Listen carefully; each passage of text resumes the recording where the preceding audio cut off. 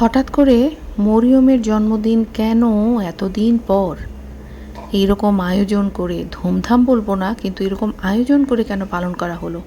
আপনাদের মনে কি একবারও এই প্রশ্নটা জাগছে না? এতদিন ছিল কোথায় এই ভালোবাসা? আর অন্যদিকে কিন্তু খুকি খুব সুন্দরভাবে মুফতি মাহি হক তিশাকে তার যে স্বামী, তাকে চোখে আঙ্গুল দিয়ে দেখিয়ে দিয়েছে বা বুঝিয়ে দিয়েছে একটা লোক কতটা অপদার্থ আর ব্যক্তিত্বহীন হলে দিনের পর দিন শ্বশুরবাড়িতে এসে পড়ে থাকতে পারে শুধুমাত্র বউকে খুশি করার জন্য। মানে বউ যেদিকে যাবে সেও পুতুলের মতো সেদিকেই নাচবে, ঠিক যেরকমভাবে বাবু এখন মিমের ইশারায় নাচছে। এখন প্রশ্ন হলো যে এই যে ছোট বাবু, এই ছোট বাবু কেন বড় বাবুকে এইভাবে অনুকরণ করছে? কারণ সে দেখছে যে তার বড় ভাইরা ভাই বড় বোনের পিঠে পিঠে থেকে এইভাবেই দুম হিলিয়ে হিলিয়ে খাচ্ছে আর লাইফটাকে এনজয় করছে। তো ছোট জন ভাবলো, মানে আমি কামলার কথা বলছি, সেই বা বাদ যাবে কেন, তাই না? ফ্রিতে যখন খাওয়া দাওয়া আর ওইদিকে কন্টেন্ট পেয়ে যাচ্ছে, ইনকাম হয়ে যাচ্ছে, তখন নিজের ব্যক্তিত্ব বিসর্জন দেওয়াটাই লাভজনক, সেটাই কিন্তু তারা করেছে। স্বামী স্ত্রীর মধ্যে অবশ্যই ভালো সম্পর্ক থাকা উচিত, ভালোবাসা থাকা উচিত, কিন্তু তার মানে এই না যে একটা পুরুষ এরকম দম হিলিয়ে সারাদিন বউর পিছন পিছন ঘুরবে।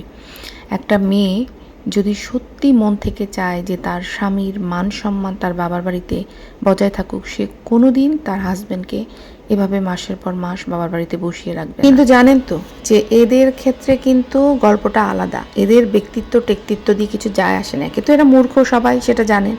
হ্যাঁ, তার মধ্যে হচ্ছে কি, এদের যে স্বামীগুলিকে ওরা বিয়ে করে, ওরা বেছে বেছে বিয়ে করে যারা একদম অলস বেকার তাদেরকে ধরে।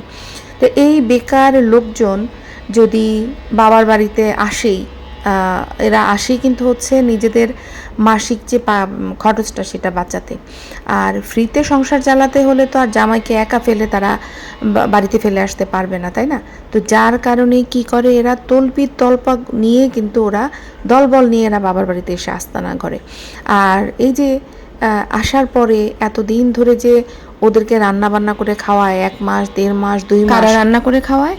তার ভাইয়ের বউরা রান্না করে খাওয়ায়, কারণ ওরা কেউ কিন্তু রান্নাঘরে যায় না। বুড়ো মাকেও ওরা কাজ করতে দেখে আনন্দ নেয়, ওরা এনজয় করতে পছন্দ করে। তো তারপরে যখন 1.5 মাস 2 মাস এরকম বেকার হাজব্যান্ডদেরকে নিয়ে থাকে এবং তারা ফ্রিতে, মানে বিনা পয়সায় যখন খেয়ে যায়, মানে বিনা পরিশ্রমে, আমি বিনা পয়সায় বলছি না, বিনা পরিশ্রমে যখন খেয়ে যায়, তারপরে যখন গিয়ে বলে যে এমন কী বা করেছে, শুধু তো রান্নাই করেছে। ভাই, যদি রান্না করাটা যদি এমন কিছু না হয়, শারীরিক পরিশ্রম না হয়, তাহলে এত সোজা কাজটার জন্য তোমাদেরকে কেন নিজেদের সংসার ফেলে বারবার বাবার বাড়িতে দৌড়ে দৌড়ে আসতে হচ্ছে? আসসালামু আলাইকুম প্রিয় আপুরা, আশা করি সবাই যেখানেই আছেন, যে প্রান্তে আছেন, ভালো আছেন। তো চলেন আজকের ভিডিওটা শুরু করি। ওমা গো, ঢাকা শহরে গিয়ে চ্যাপা শুটকির তো একেবারে রূপ, মানে কি, ওর খোলস পাল্টিয়ে ফেলেছে। দেখলাম প্যান্ট আর কুর্তি পরে সে তার স্বামীর সঙ্গে একেবারে নায়িকা সেজে, কিন্তু গোলাপি সেজে সে এখন ঢাকা শহরে অবতরণ করছে। না, ঢাকা শহর থেকে চলে আসছে অলরেডি। মাথায় কোনো ঘোমটা নাই, হিজাবের বালাই নাই। একটা মানুষ ক্যামেরার সামনে আর ক্যামেরার পিছনে কিভাবে মানে এতটা গিরগিটির মতো রূপ পরিবর্তন করতে পারে ভাবাই যায় না। ওইদিকে তানজুও কিন্তু কোনো অংশে কম না। তানজুর কাণ্ডটা দেখেছেন? সারাদিন বাইরে কড়া রোদের মধ্যে লিচু বাগানে একদম ঘোমটা টামটি দিয়ে একেবারে সে সতী সাধ্বী সেজে ঘুরলো।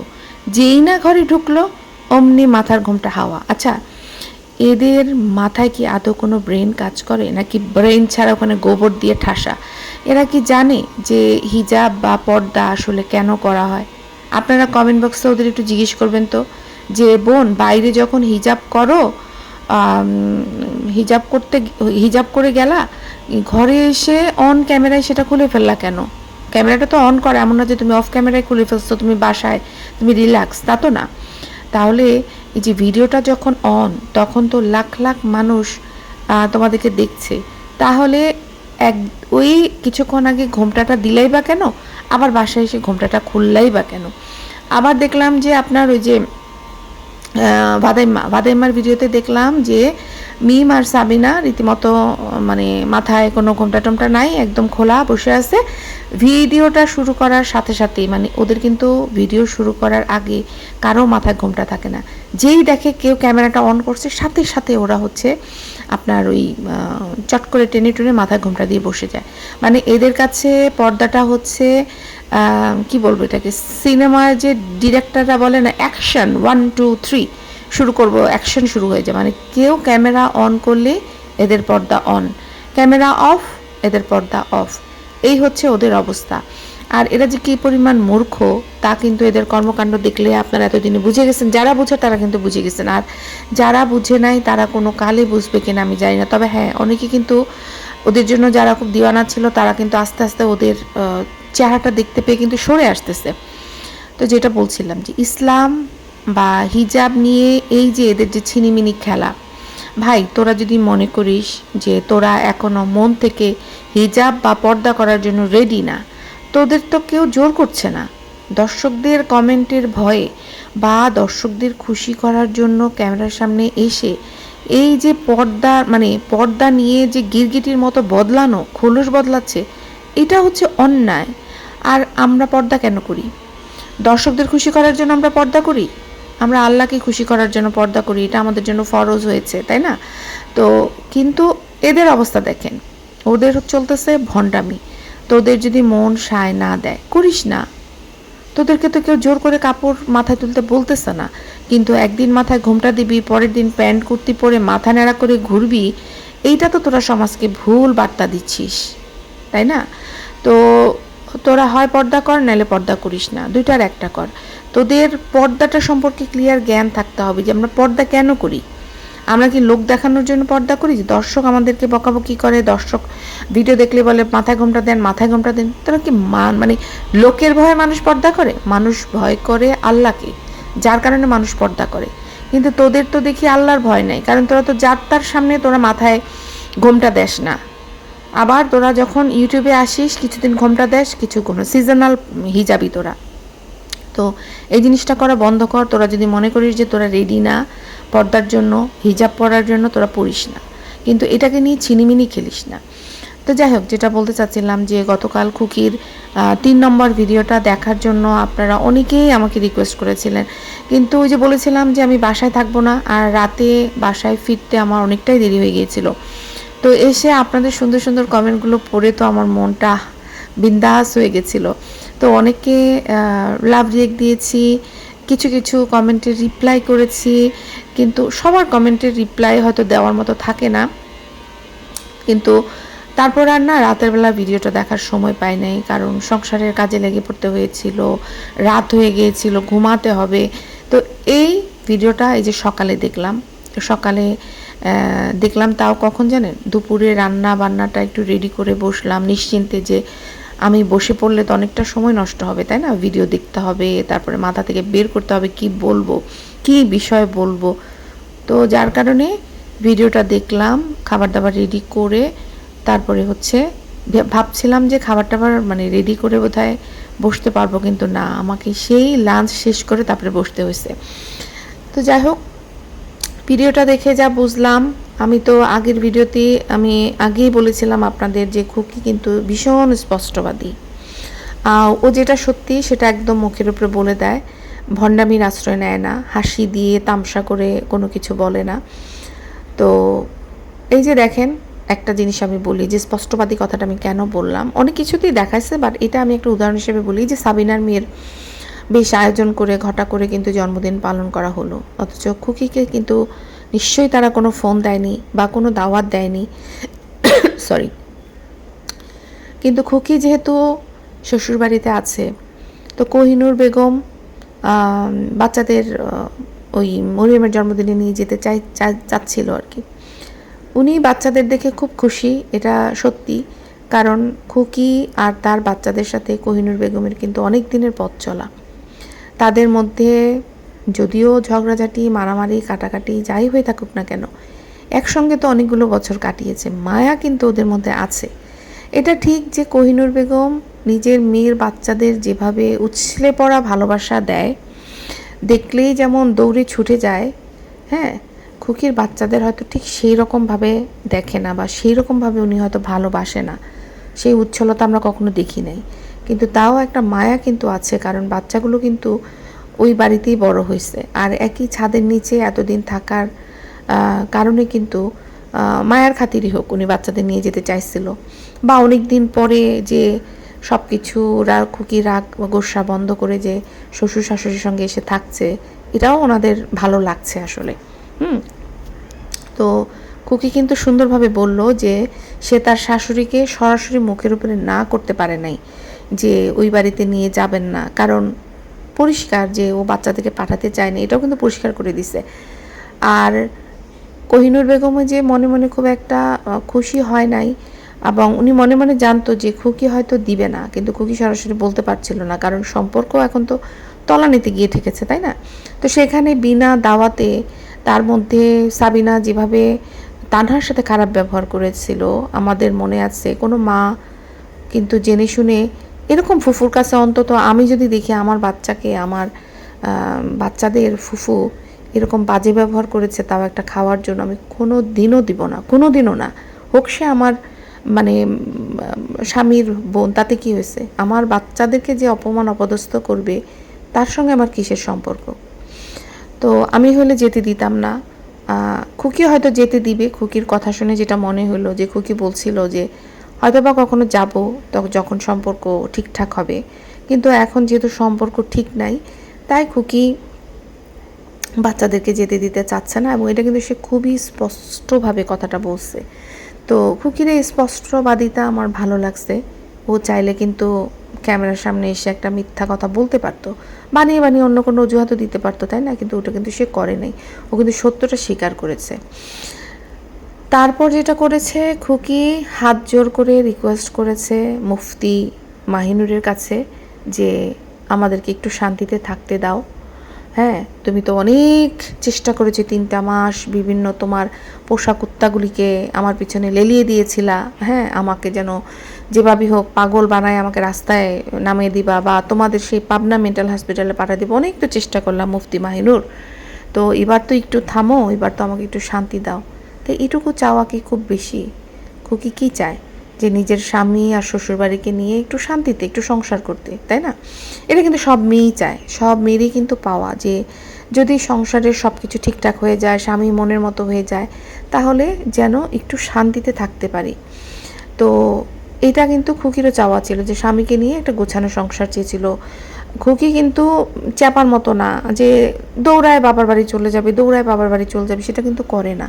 কিন্তু এই যে শান্তির সংসারটাতে বারবার ঝড়কারা তুলছে, ননদরা তুলছে। একটা মেয়ের সংসারে তখনই অশান্তি তৈরি হয় যখন থার্ড পার্সন, বাইরের মানুষ, ননদরা কিন্তু এখন থার্ড পার্সন, তারা কিন্তু এই বাড়ির না, আর এই বাড়ি থেকে তাদেরকে অন্য বাড়িতে বিয়ে দেওয়া হয়েছে।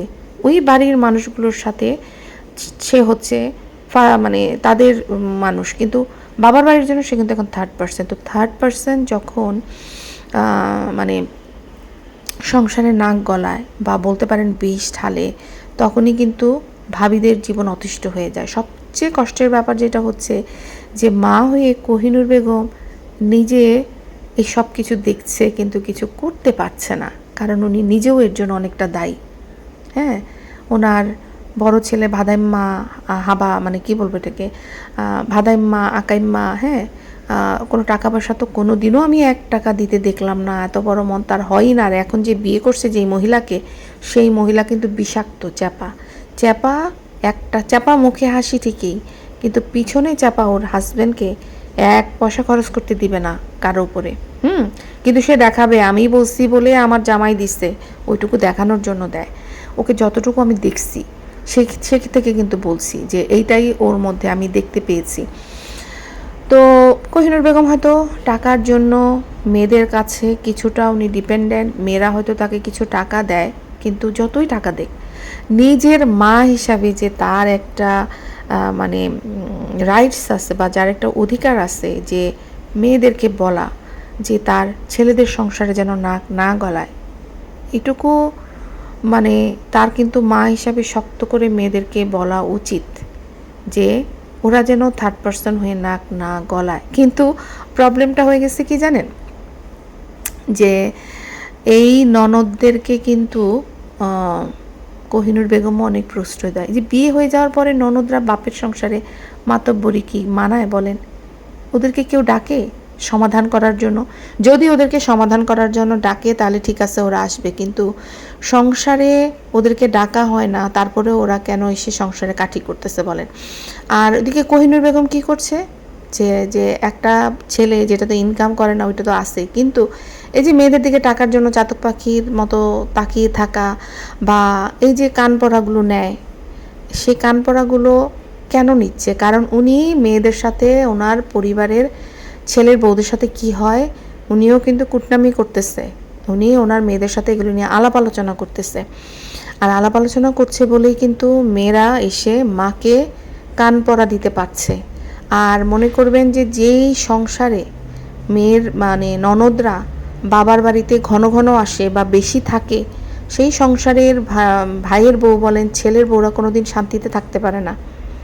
কারণ যেই মেয়েগুলি বাবার বাড়িতে পড়ে থাকে বুঝতে হবে যে এদের সংসারে ভালো লাগে না বা এদের সংসারে অশান্তি, যার কারণেই বাবার বাড়িতে পড়ে থাকে।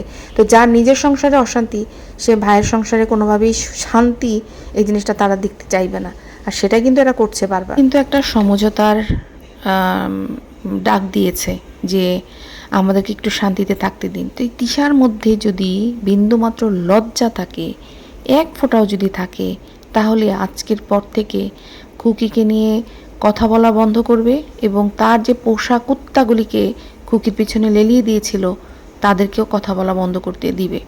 আসলে কি জানেন তো, অন্যের সংসারে নাক গলানো যে উচিত না এবং তার কতটুকু সীমা থাকা উচিত সেটাও তিশার বোঝা উচিত। কিন্তু গণ্ডমূর্খ একটা মহিলা, ওই যে বলে না যে ছোট পানির মাছ না কি, অল্প পানির মাছ বেশি পানিতে গেলে লাফালাফিতে একটু বেশি করে, তো মাহিনুরের ক্ষেত্রে তাই হয়েছে। কিন্তু অল্প পানির মাছ তো ছিল, একটু বেশি পানি দেখছে, এখন একটু লাফালাফিটা বেশি করতেছে, বুঝছেন না? তো দায়িত্বের কথা যদি বলি তাহলে বলবো যে মা বাবাকে টাকা দেওয়া, খোঁজ নেওয়া, এগুলো কিন্তু প্রত্যেক ছেলেমেয়েরই দায়িত্ব, যদিও ছেলেদেরকে দায়িত্বটা বেশি দেওয়া হয়েছে। তো আমার কথা হচ্ছে তিশার দায়িত্ব কি? তিশার দায়িত্ব হচ্ছে মানে 3 মেয়ের দায়িত্ব হচ্ছে, যেহেতু বড় ছেলে আকাইম্মা, ছোট ছেলের সংসারে অনেক দায়িত্ব থাকে, তো মেয়েরা যেহেতু অনেক টাকা ইনকাম করে, তো মেয়েরা যদি কিছু টাকা বাবা মাকে দেয় খুব ভালো কথা, কিন্তু সেই টাকাটা দেওয়ার জন্য যে তারা মানে ভাইয়ের সংসারে মায়ের সংসারে নাক গলাবে, এটা হচ্ছে বড় রকমের অন্যায়। এই যে পরিবারটা, এদের কিন্তু কোনো যোগ্য অভিভাবক নেই, কারণ এরা অভিভাবক মানেই না, এরা নিজেদেরকে অভিভাবক ভাবে। এরা নিজেরা টাকা উপার্জন করে, এরা ভাবে যে এরা নিজেরাই সর্বে সর্বা, মানে ভালো মন্দ কি বিচার করার ক্ষমতা কিন্তু এদের নাই, যার কারণে এরা একের পর এক ভুল কিন্তু করে যায়। একটা মেয়ে যখন তার বাবা মাকে সত্যিকার অর্থে ভালোবাসে, সে সবার আগে চাইবে, যেহেতু দেখেন আমরা মেয়েরা বিয়ে করে জীবনটা মানে বাস্তবটা কিন্তু খুব কঠিন, আমরা মেয়েরা বিয়ে করে কিন্তু বাবা মাকে ছেড়ে চলে আসি, আর ছেলেরা বিয়ে করে কিন্তু বাবা মার সঙ্গেই থেকে যায়। তাহলে আমি যদি আমার বাবা মাকে ভালোবাসি, তাহলে আমি সবার আগে কী চাইবো, যে আমার বাবা মাকে আমি যদি ভালোবাসি, তাহলে আমি চাইবো আমার বাবা মা ভালো থাকুক।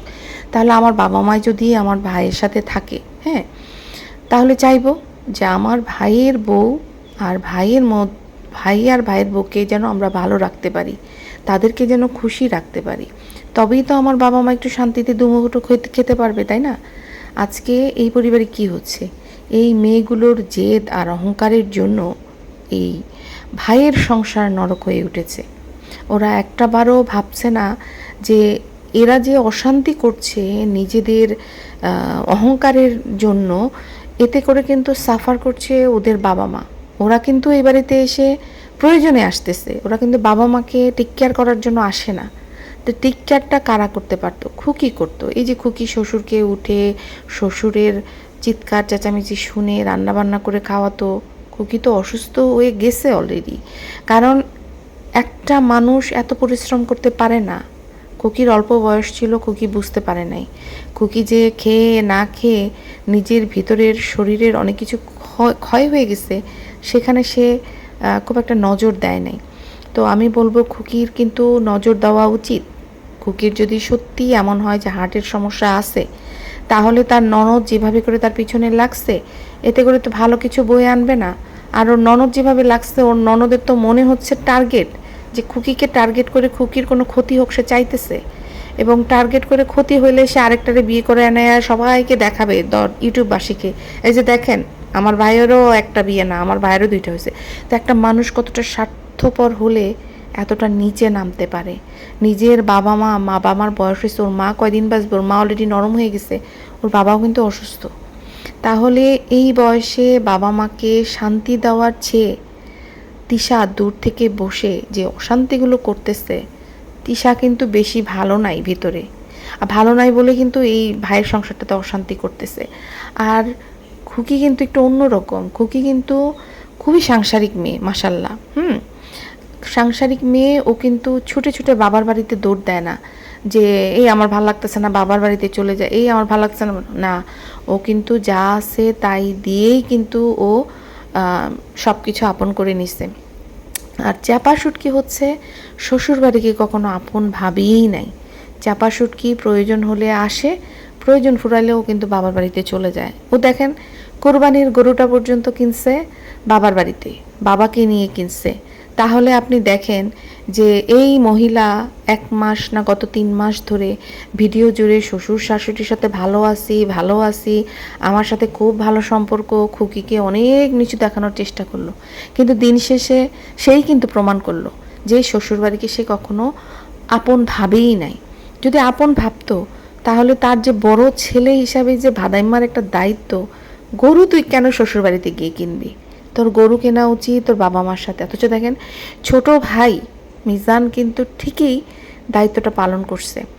সে তার বউকে নিশ্চয়ই বলছে যে তার বাবাকে নিয়ে যেন গরুটা কুরবানি একসাথে করে।